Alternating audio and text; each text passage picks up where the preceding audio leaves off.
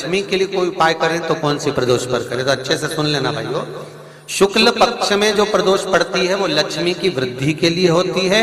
कृष्ण पक्ष में जो प्रदोष पड़ती है वो रोग और बीमारी को मिटाने की होती है। तो जितने उपाय आपको प्रदोष के बताए जाते हैं उस हिसाब से आप करो कि शुक्ल पक्ष की प्रदोष है तो लक्ष्मी का कोई उपाय करना है तो हमें शुक्ल पक्ष की प्रदोष पे करना है। अगर हमें बीमारी से निपटने का कोई इलाज करना है या कोई उपाय करना है तो उसको कृष्ण पक्ष की प्रदोष पर करना है। अब शुक्ल पक्ष की प्रदोष, उसकी प्रदोष का दिन था, बैठा हुआ था। मान लो अगर कहीं आप कोई नौकरी के लिए अप्लाई कर रहे हैं, लॉकडाउन में सर्विस छूट गई, कई लोगों की छूटी, कंपनियां कई बंद भी हो गई, कई कंपनियों से निकाल भी दिया गया, कहीं पत्नी परेशान हो रही है, कहीं पति परेशान हो रहा है, आप कहीं अप्लाई कर रहे हो तो जैसा माता उमा ने प्रदोष काल में, प्रदोष के समय पर, प्रदोष काल के अंतर्गत बेलपत्री का स्मरण किया है, वो बेलपत्र का स्मरण अगर संसार का मनुष्य कर लेता है तो महाराज ब्रह्मवृत्ता पुराण कहती है कि उस जीव का ऐसा कोई कार्य नहीं जो सफल नहीं होता। महाराज मेरा निवेदन रहेगा, किसी एग्जाम में आप बैठ रहे हो, इंटरव्यू के लिए जा रहे हो, किसी कार्य के लिए जा रहे हो, नौकरी नहीं लग रही, सर्विस नहीं लग रही, तो महाराज तांबे के कलश में 11 बेलपत्र को रखा जाए और तांबे के कलश में 11 बेलपत्र रखकर उसमें 11 सफेद पुष्प को डाला जाए।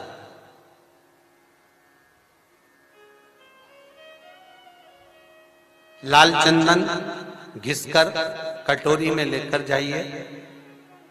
प्रदोष के दिन, शुक्ल पक्ष का जो प्रदोष पड़ जाए उसके दिन शंकर के शिवलिंग पर लाल चंदन लपेटने से पहले शंकर की जो जलाधार,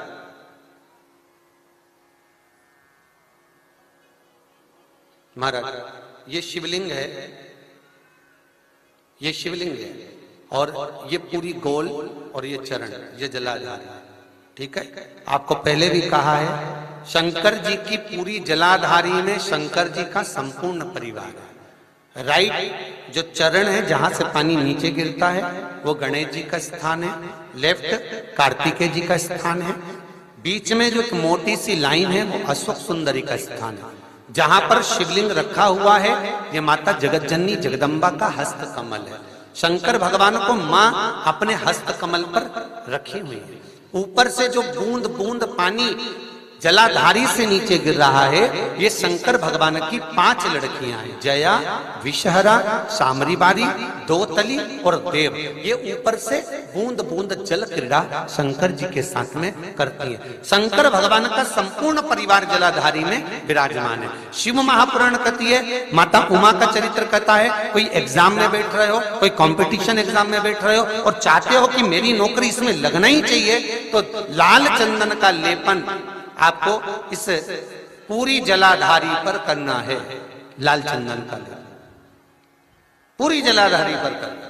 और महाराज जी जिस कलश में आपने घर से 11 बेलपत्र और 11 सफेद पुष्प जल के अंदर डालकर लाए हो उसको आप चढ़ाएंगे तो इस तरह से चढ़ाएंगे कि उसका भाग हमें दिखे चढ़ते समय। ऐसे नहीं चढ़ाना, उसको चढ़ाते समय इस तरह से चढ़ाएं कि वो जल का भाग हमारी ओर गिरता हुआ।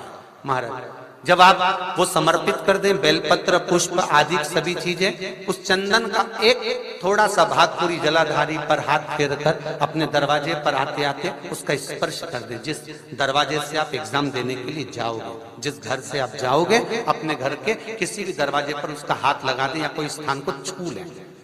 जिसको आप दरवाजे को खोलकर दरवाजे को स्पर्श कर कर या दीवार को छूकर या अलमारी को छूकर, जिसको भी छूकर आप जाओगे उसका स्पर्श कर लेना।